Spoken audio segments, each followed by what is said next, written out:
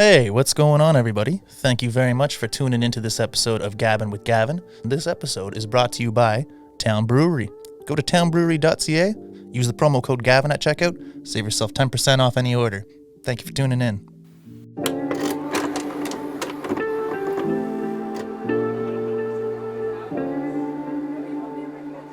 Welcome to Gabbin with Gavin.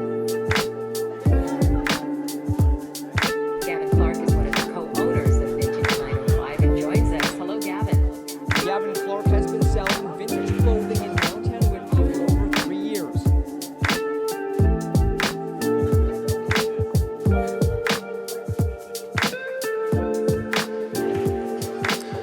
Hey, what's going on, everybody? Welcome to the Gabbin with Gavin podcast. This is going to be episode 19. I've got my big cat sweater on today because we are joined by a very special guest. You guys will probably recognize him from one of the most popular documentaries of all time. For 14 years, he was the manager of the GW Zoo. And I think from seeing him on the documentary, what I've learned in my research, and I think a lot of what we're going to find out today, above all else, this man is an animal lover. I'd like to welcome to the show, Mr. John Reinke. Hey, thanks for the invite, man. This is great. Oh, this is awesome. I brought along a friend too. If you can see him back there, he's just sunning. This is definitely a first for the podcast. It's the first time we've been joined by a big cat on the show. Pretty cool. It's awesome, man. Thank you so much for your time. I know you're a busy guy. You got a lot of stuff going on, so I want to thank you again for taking the time to come here today. No problem at all. Let's jump right into it. I mean, obviously your life has changed a ton since Tiger King's come out. You have the first real line in the documentary. You say it's after Kirkham kind of sets up, they're doing a little setup in that, but you open it up saying, "These animal people are nuts, man." I'd have to say that turned out to be pretty true, right? That's a fact, man. I mean, that's all of them. It's not just, and I include myself in there, but at least I've got a little normalcy in my life. But yeah, y'all can see that's just a part of what goes on every day, you know? Y'all didn't see everything. Yeah, but please, is there anything off the top that you can think of that didn't quite make it in Holy the doc? cow, man. Every day we got up, it was a new day in a new world. You didn't know if you was going to get shot at, blown up, or attacked. I mean, that's just the way our lives worked. What a wild day today. Yeah. Let's back up a little bit here. I'd like to kind of we're before we get to the whole GW story, the Tiger King saga. You are you're a fearless guy. You were a professional bungee jumper for 5 years. Yeah. You know, we ran around the United States and offered people to bungee jump and stuff. And we wasn't the first ones to do it, but I was involved with a group that was real close to the first 3 or 4 people when it became a craze. And yeah, I just loved it one day and started doing that and did that for a few years and decided I wanted to go back to living my life and got a job in a factory and damn, then they built the damn zip line. So I had to try that and hell, that one didn't work out too good for me. That's for anybody who's not sure, that's the story of how you lost your legs. Yeah. You know, I fell 50 feet, landed on my feet, a couple spikes punctured my rear end, tore up my intestines, got my L1 and all the sciatic nerves. I still can't feel nothing from the waist down. I've just learned how to walk and adapt. And, you know, I got to be careful if I get cut or something like that. I don't know it. But I get along. I do everything. It hadn't slowed me down. I mean, hell, I'm still jacking with tigers, so I didn't learn nothing. Incredible. Yeah, it's an incredible story of resilience. I feel like so much happens in the documentary. That was something they barely had time to discuss. It was almost just a footnote, but you fell from over 50 feet. That's not something you just throw a cast on. Yeah. What was your recovery like? Like, how did you? You know, I'm a fast healer. I'm strong-willed.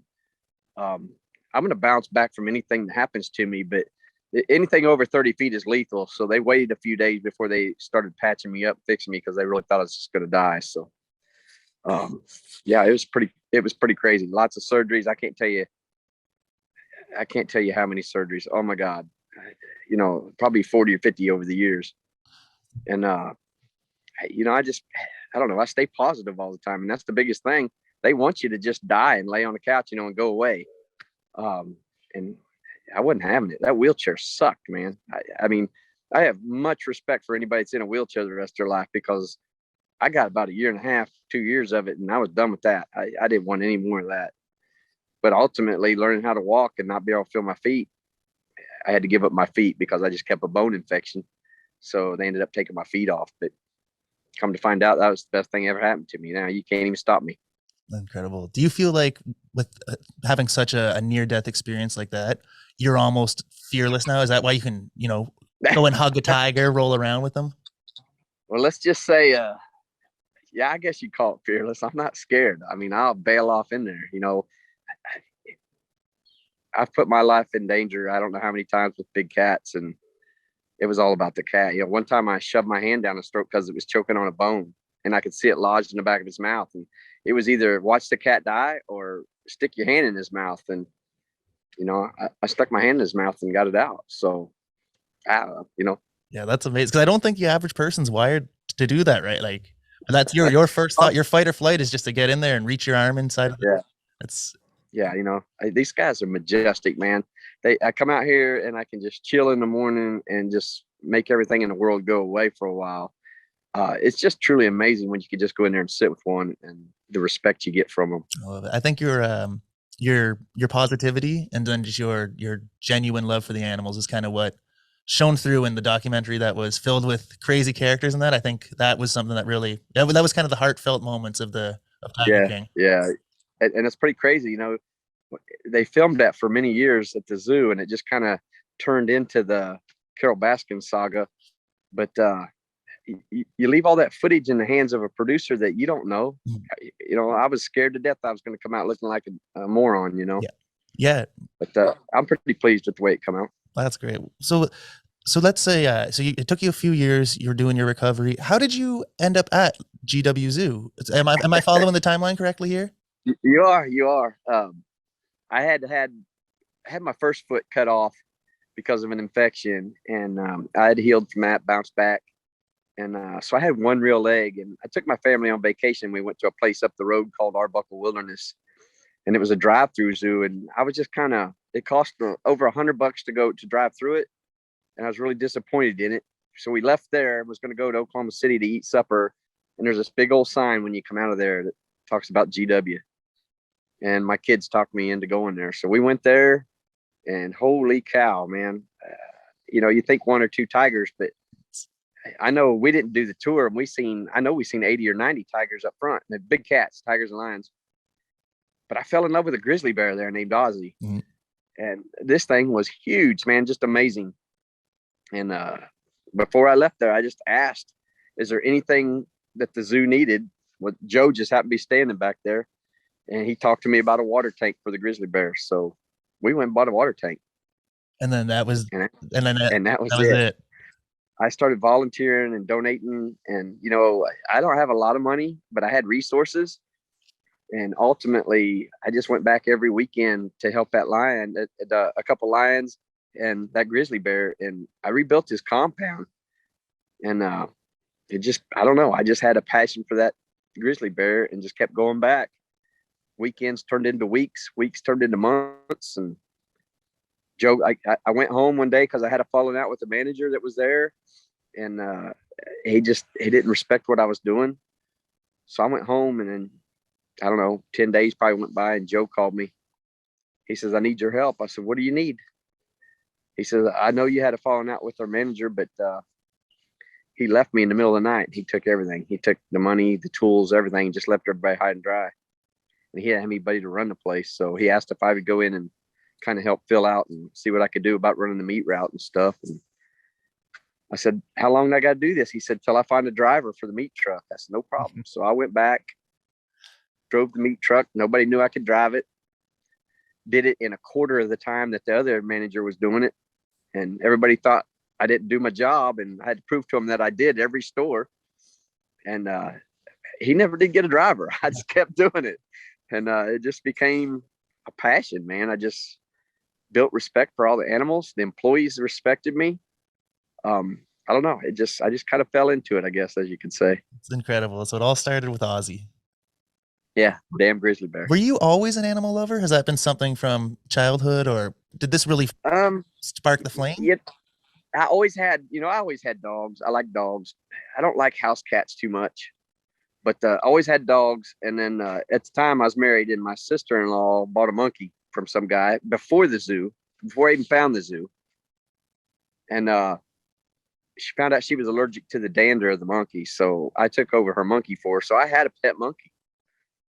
So exotic animals weren't. It wasn't a huge leap. No, it wasn't a huge leap, but it was a leap because I just had one monkey. Mhm. Man, Joe had 600-700 animals there, and all exotics. He had over 187 large cats right there in Wynnewood.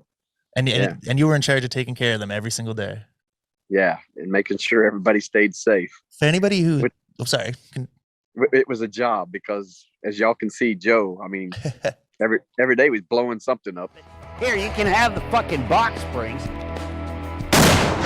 God damn. What were your kind of first impressions of Joe?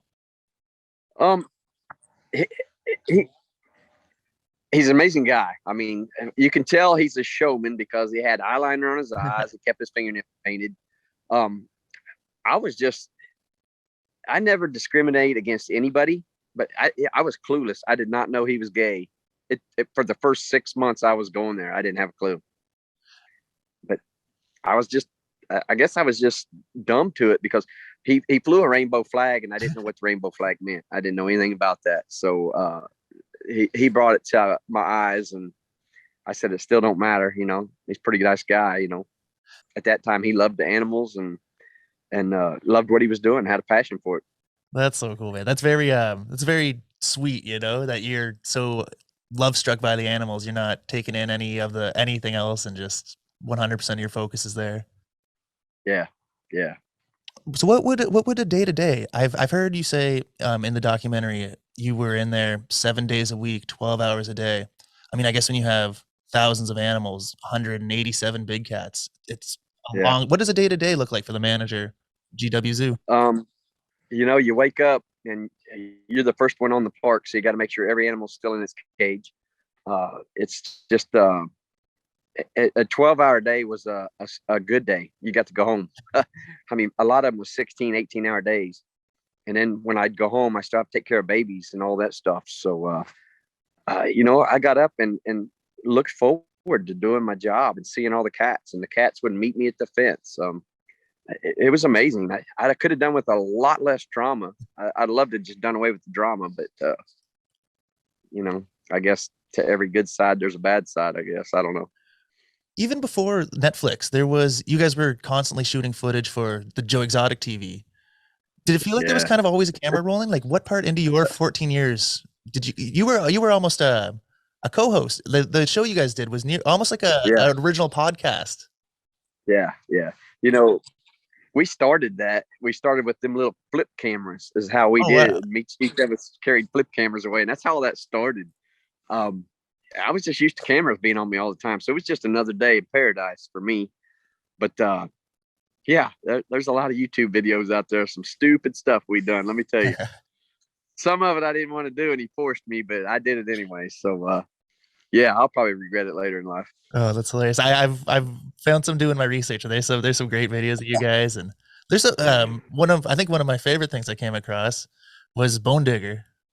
Yeah. That Bobo. Yeah. There's some great videos of you guys. Can you tell the people about that? Yeah, to have everybody knows, the secret's out. We were probably the number one breeder of big cats in the United States.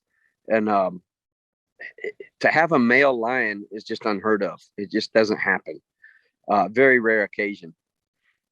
And we'd had multiple lions, and I just told Joe, I said, I want the next male lion that is born here. I said, we don't have any, we have just a couple. I said, and we need them, so it needs to stay. So he agreed that I could have the next male lion that was born.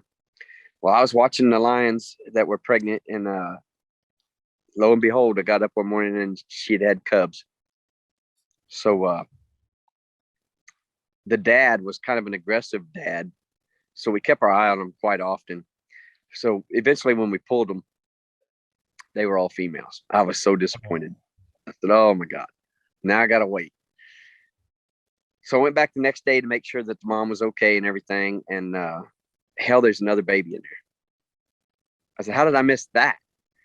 she had had a baby after the fact, and it was a male.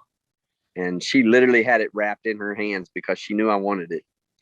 And I had to take it or the dad would have ate it. So I went ahead and pulled it. And I took care of Bone Digger from day one. And I raised him with the baby weenie dog that Joe had brought home one night that I didn't want. Here's some weenie dogs, Rinky. I got to go. And back out on the road he went.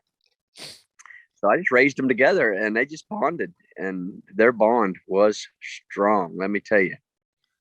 The weenie dogs thought they were lions, and that lion thought he was a weenie dog. So It's an incredible video. It's not like anything I've ever seen. To see the little weenie dogs in there with a gigantic lion and you rolling around with them, it's some incredible experiences you've had.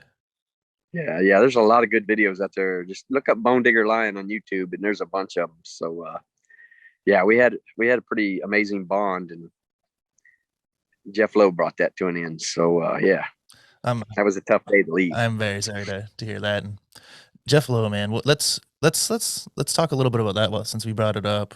Do you have opinions on him? Because I think after season 1, I think it was pretty universally disliked. Then after season 2, seeing the him scamming money from battered women's societies, and I think he's universally disliked now. Is that safe to how do you feel about everybody's portrayal? And then is he as bad as everybody seems, or worse? As far as everybody's portrayal goes, everybody was spot on. They downplayed Joe just a little bit, and I know that's hard to believe, but he was a lot more arrogant and self-centered than what they showed. But everybody else was spot on, and I think everybody's got the correct impression on Jeff Lowe. So after he took everything away from us, he tried to say that we abandoned our animals, but I actually went back a couple times to check on our animals, so he couldn't do that. And he talked to USDA into just giving him all of our animals without talking to any of us. And he starved them. Most of them starved to death. Bone Digger's dead. Nobody will tell me how he died, why he died, when he died, where he's buried. He's just, Eric Cowie was probably the only one that knew where he's buried, and Eric Cowie's gone now. So, I think everybody in America and the world has the correct impressions on everybody in that zoo. Yes, and I am sorry again for your loss. I know that was a best friend of yours, and there's some beautiful videos on YouTube. So I hope everybody gets to check those out and relive the good days. Yeah. Everybody will watch them videos and know that I'm not gonna lie, lions are my favorite animal. It's just me. Let me try to bring the mood up a little bit here. There's a part in season 1 where James Garrettson's mentioning Travis would mention that when the guys went out, he'd want to go to the strip clubs with them. What I want to know is, did you guys get out to party a lot? What's a night out with the Tiger King crew look like? No, we didn't get away from that place very often at all.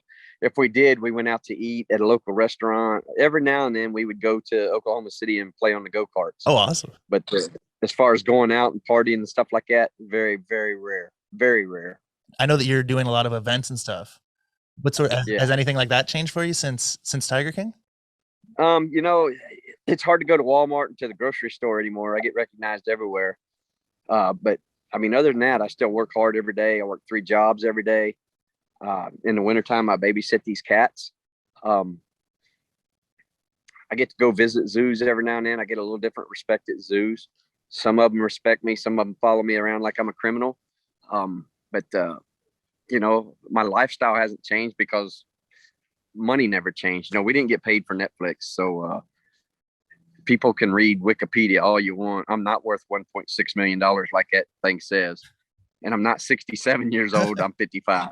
So, don't believe the internet, but I get by, I survive, and I love what I'm doing. That's awesome. Yeah. Your passion really shines through. I read that researching for this article. I think it's insane that there was no money. Netflix doesn't pay for documentaries. Is that what the case is? Yeah. They say that if they pay for documentaries, it becomes a movie and you're just an actor. And then you gotta join some union or something like that. You'll see a lot of statuses that mine says actor on it, but I have done a show called Shipping Wars. And then also I did a little B movie called Barbie and Kendra. Save the Tiger King. And yeah, and I did that. So that's how they make me an actor, because I had to pay, I guess it's Actors Guild fees or something like that.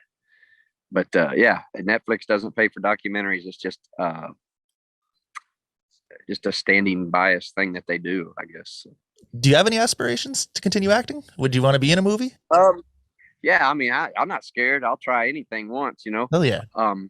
I am doing a stage show where me and 3 other cast members from the show get on stage and kind of talk about ourselves a little bit, and then we all 4 get up there and hash out problems we had at the zoo, talk about stuff at the zoo, make it a really good time and answer questions.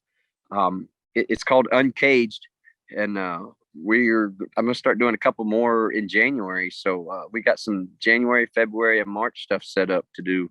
See how it goes.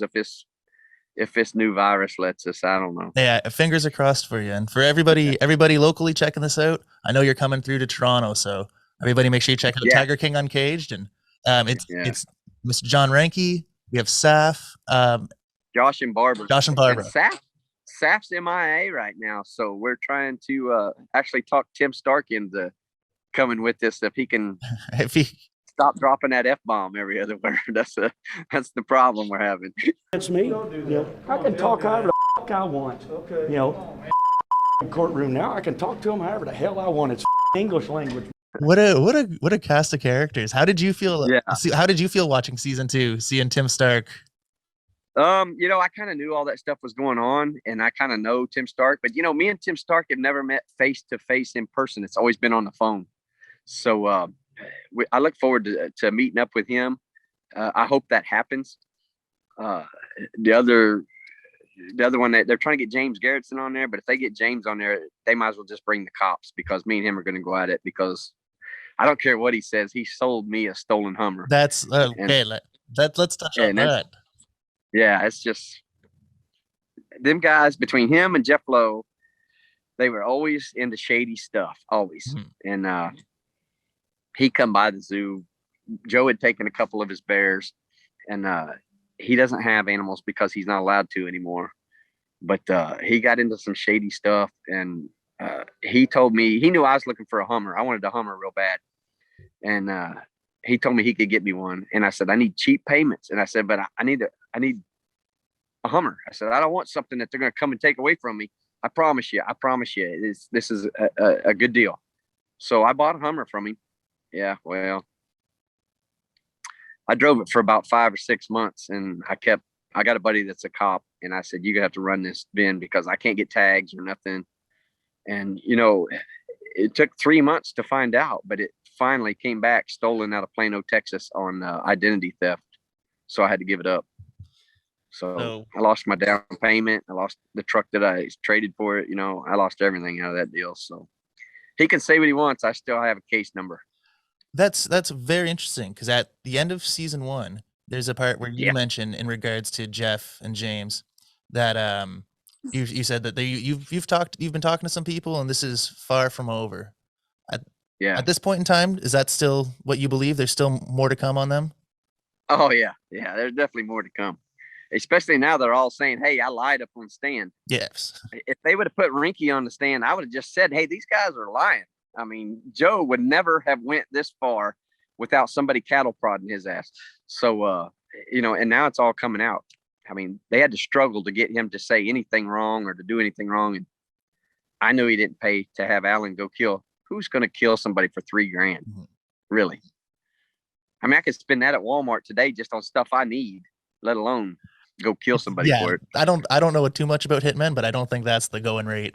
No, that's not. So yeah, it was a crazy mixed up world. But I mean, when Jeff Lowe entered the picture, everybody knew right away. And when they see that fat guy on a jet ski, everybody knew right away. So, all right, here's a tough hypothetical. Let's say you're in an elevator, it breaks down, and you had to be stuck in with one person. Would it be Jeff Lowe or James Garretson? Man, you got water. There's nothing to do but chat, though. Yeah. I don't know about chatting. They probably better have some it's going to be a bloody visit. I can probably promise you. Oh man. Yeah. Oh, John, this is fun, man. Thank you again for doing all this. No problem, man. I would like to ask. I do got a couple things. You touched on they didn't ask John Reinke to come to the trial.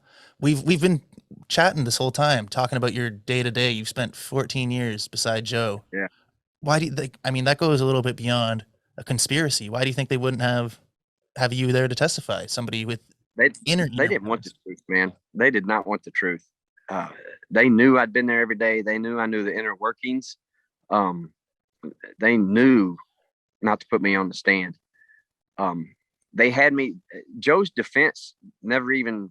They come and interviewed me for like an hour and a half, and I said, "You guys, we got a lot to talk about." They said, "We have other people to deal with. We don't have just Joe's case." And I knew right then Joe was in trouble. So the prosecution made me come and talk to the FBI and Amanda Green and all them. And when they recorded me, but I couldn't record them, I knew something was up. But just before it was over with, the FBI guy never said a word through the whole thing, slaps down a subpoena for me to go to court. So they had me set up to testify on their behalf. But I think there was 3 days left of the trial. They called me and said, "We don't need you." I said, "What do you mean you don't need me?" I said, "I was the number one guy there. How do you not need me?" And they said, "We're confident we got this. We don't need you."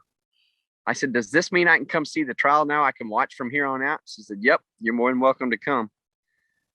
So I went. The next day I went to trial, and I went and bought a pair of pants because I don't own any pants. Everybody knows I wear shorts all the time. I went to buy a pair of pants because I was told I had to wear pants to court. And I walked in and everybody knew me. Everybody knew me by first and last name. And I didn't have a clue who any of them people were. At the door, at the metal detector, at the elevator, none of that. So I went and watched the case, and I got to see Carol's theatrics crying because she was in harm's way. And I couldn't believe it. I mean, it was just a joke. Joe's attorneys never asked nothing, no questions.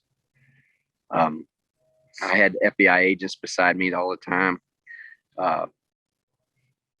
From what I understand, I guess Jeff Lowe wasn't too happy with me and said he was going to kill me. So they were kind of watching me. So I had babysitters and didn't even know it. They knew everything about me. It was crazy. It's the craziest thing I've ever been through right there. Just walking in a building. They knew my phone number, where I lived, what I did the week before, what I did the day before. It was just crazy. What a surreal feeling. That's a man who who's fallen 50 feet, who is caged with tigers every day, and that's the craziest experience. Yeah. Sorry. I knew right then. I just thought to myself, "Damn, son, you're involved in a federal murder for hire case with FBI babysitters." I said, "This is crazy." All because of animal, the love for animals. Yeah, Joe, all because of you fell in love with a gorilla. Yeah, a bear. What a crazy journey. It doesn't make any sense that it's animal cruelty case, and then they're not having the manager of the zoo the animals were present at. It just something doesn't add up. Let's talk about that animal cruelty case. I can assure you, no animal was being cruel to. Nothing was harmed. They call it a cruelty case because Joe shot 5 tigers. And if you want to put something down, the fastest way to do it is a bullet to the head. Because I've seen it. I've done it. I've darted cats. I've not shot a cat in the head. I have darted cats to euthanize them or to work on them. And it's ugly. You shoot them, they run around the cage, they run into stuff until they pass out. And then you got to go in there and do what you got to do, or euthanize them. So you got to put them through it again. And when you put that pink juice in them, they gasp for air. They shake. It's ugly. And when you shoot them in the head, it's done. They just fall. And same way a farmer would do a horse or a cow. And that's the next thing they're going to do, is they're going to try and stop all that. But I hate it when somebody says that the animals were mistreated and stuff, because I went above and beyond to make sure them animals were taken care of, fed, take vet work, all that stuff. Me and my vet were one-on-one all the time. And there is no college that can teach me what my vet has taught me about taking care of exotics. And it beats me to the core when everybody says animal abuse, mistreatment, and Reinke spent every dime he made there. Almost all of my money went right back into them animals. If Joe couldn't get it, Reinke got it. So it seems like something that they would at least have to check in with the manager, the person who spends you're the person who spends day to day with the animals.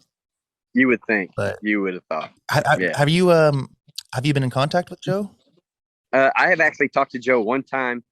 I've actually been around him when he's talking twice on the phone, but I don't call him every day and talk to him and BS, because Joe's Joe and he still don't shut up. He still says too much stuff on the phone, and everything can be used against him, and he can give up information that he needs to keep in his little pocket, because we're getting a court date. And I know everybody hates to see it, especially Carol, but we're getting another court date because they have to resentence him because they did it wrong. So it just shows how they messed up the whole trial. They have to resentence him. So that means all the closing arguments and stuff get to be done again.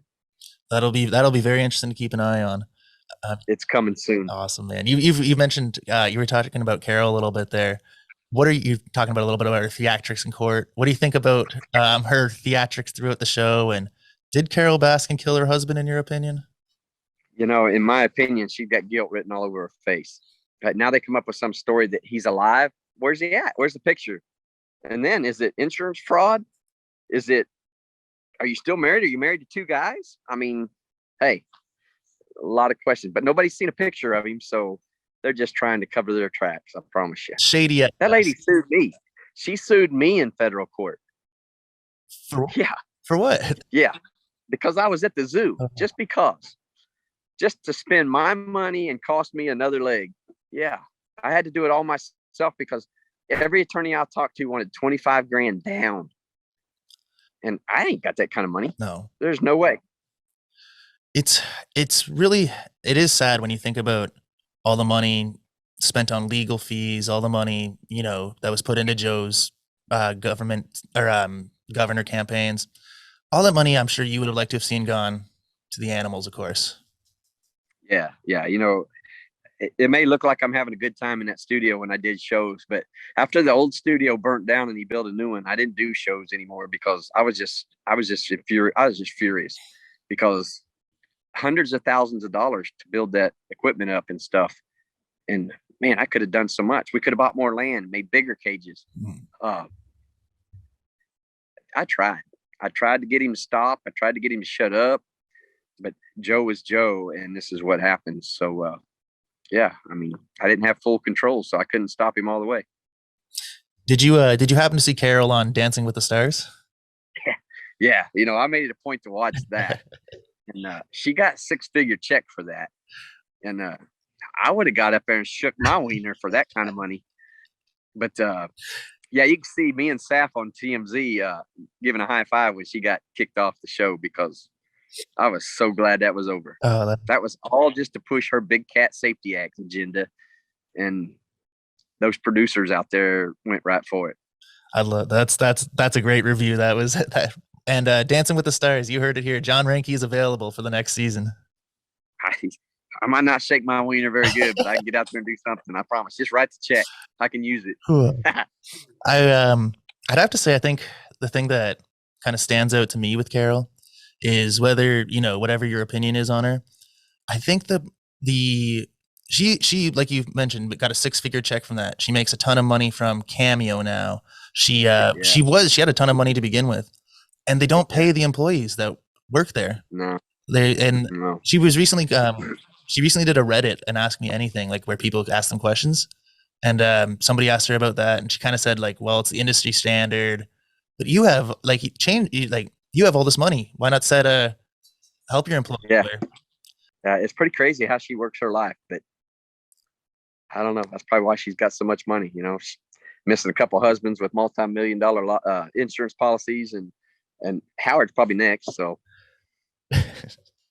hey, that'll be an interesting twist for season 3. She's already suing me. I don't have nothing to lose, man. What's what's the filming process like? Like how long was Netflix there? I've heard like 5-6 years.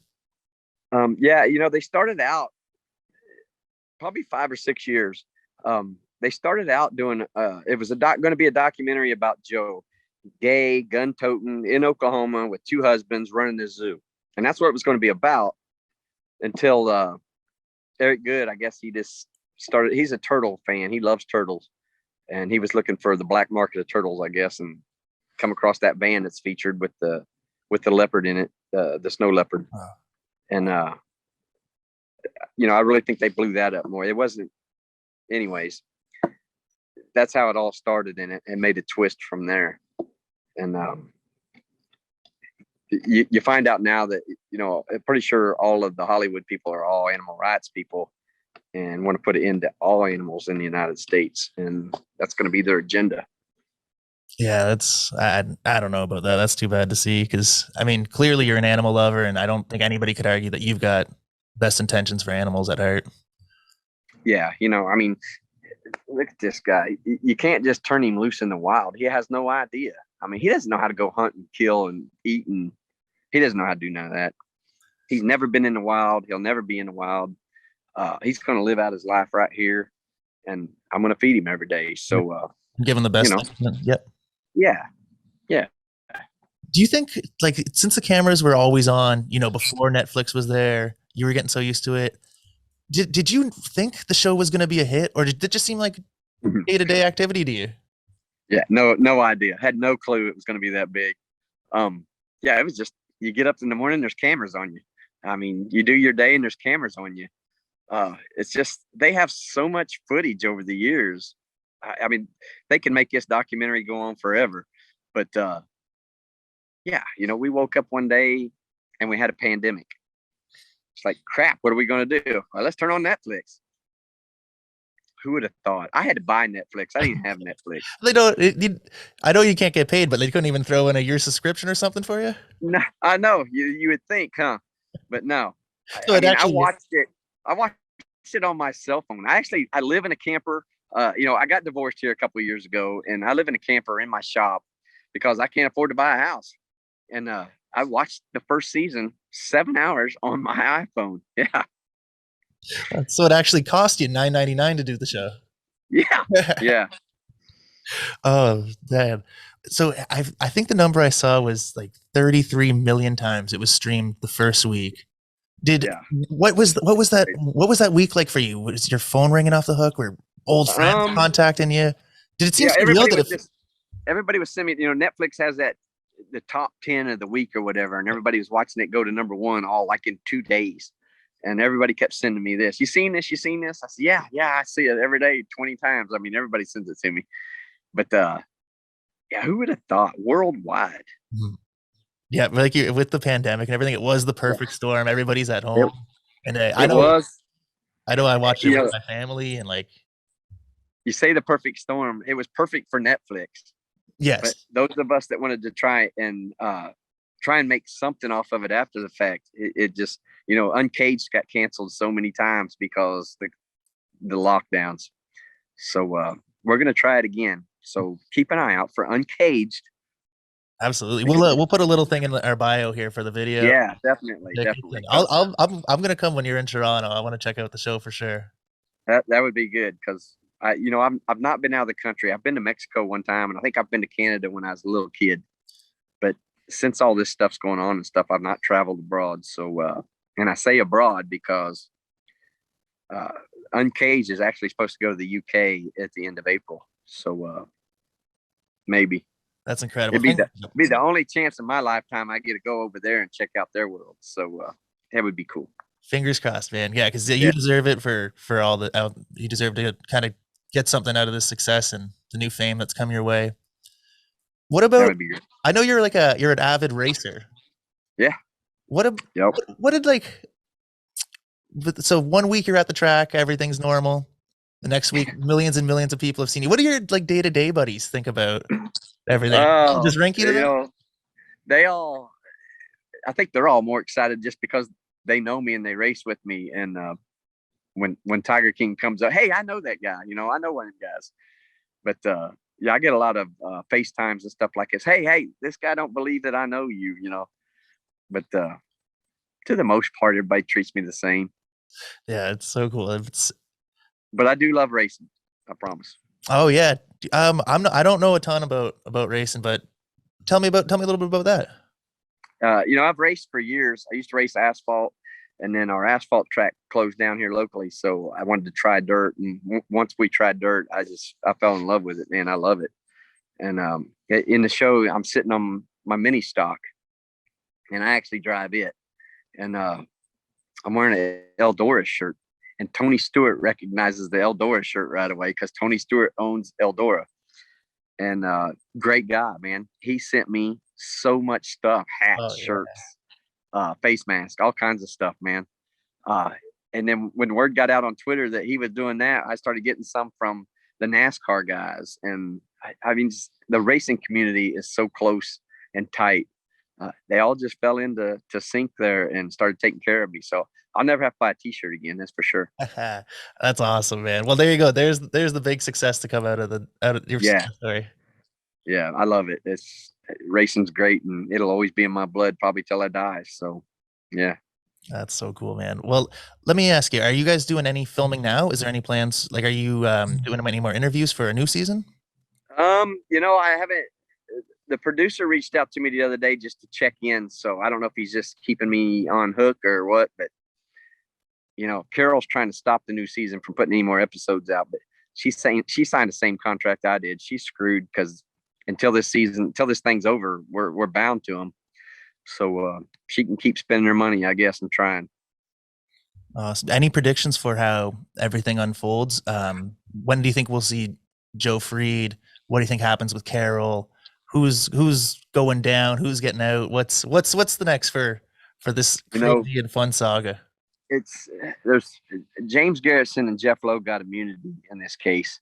So now whether that bonds over to the stuff that they did after this case, and now that it's taken a change, it's perjury anyway you look at it. I don't care what you say. But anyways, I don't know what's going to happen to them. It looks like they're just going to get away with what they're doing. Carole, they're digging a hole in her right now. So she's trying to come up with all kinds of ways to get around that. I hate to break the hearts, but I look for Joe to get out in January because he should just get time served on his misdemeanor charges. Because the murder for hire was bogus. I think everybody's kind of seen that. And I mean, having so many eyes on it, it must have brought attention to the case. I'm like you never could have imagined, right? Yeah. How are they going to get a jury? It's a double-edged sword in that way. Now there's more people know about it, but you can't find anybody who doesn't have a preconceived idea, right? Right. Yeah. So that'll be you're absolutely right. That will be quite the challenge. I wanted to ask you real quick about your experience, because I'm just a regular guy, and you got to take a private jet recently. But just keep in mind, I'm just a regular guy. I'm not famous. If I was famous, I'd have a big house. I drive a 92 Suburban, man. I mean, I can't afford a car. I'm just a normal guy, but that private jet was off the hook. Let me tell you, I hate that date is in our history books now because of what took place. But I have probably will never get to do it again. Been on a private jet, and we went to the airport. Walked right through security, no security. You just get on a plane, and man, that thing can haul it. I mean, we had an alcohol company, a liquor company, a beer company. They all sponsored us, so it's not like we didn't have to get drunk on the way home or anything. It was crazy. I mean, leather seats, room for your feet. I couldn't believe how nice it was, but it will always be in my heart that I got to fly on a private jet. So something you could get used to. Yeah. Oh yeah. Oh yeah. Yeah. That must have been a real thrill for being a guy who's so into motors and machines, and must have been pretty neat experience. I'm glad you got to experience that. And it was a great group of guys. One of them was a retired airline pilot for American Airlines, a bunch of lawyers, and down to earth guys, man. We had a blast. That's awesome, man. Such a cool thing. It's been a journey that you've been on. I love that you're just radiating positivity, it's cool to see you roll with everything that's happened and just Yeah, such a yeah. cool mindset for everything. You know, something else that's while I was at the zoo when Bitcoin started, I was offered Bitcoin for like $5, and I didn't buy it. I thought it was shady, and I look back now and thought, if I had just spent $100 back then, Oh yeah. holy cow! But I'm not missing the opportunity no more. Mark Cuban come out with Dogecoins, so I bought some Dogecoins. Mark Cuban's a smart man. Well, now there's Tiger King coins. So guess what? Yeah, I got some Tiger King coin. Hell So yeah. there's a couple vehicles out there that's got wraps on it for the Tiger King that I really want to see. One's a Bugatti, and the other one's a Charger, I believe. And I want to see them. I haven't got to see them yet, and I want to see them in person. So that's on my goal list. So buy some Tiger King coin because you never know what's going to happen. Oh hell yeah. I'll have to look into that right when we get off the line here. It's cheap right now. So just, I mean, if you just bought $50 or $100 worth right now, if anything becomes like Bitcoin is, holy crap. Amazing. Well, there you go. Yeah. I didn't know we were going to do stock advice to end this one off, but hey, that's the way it goes on the Gabbin with Gavin podcast.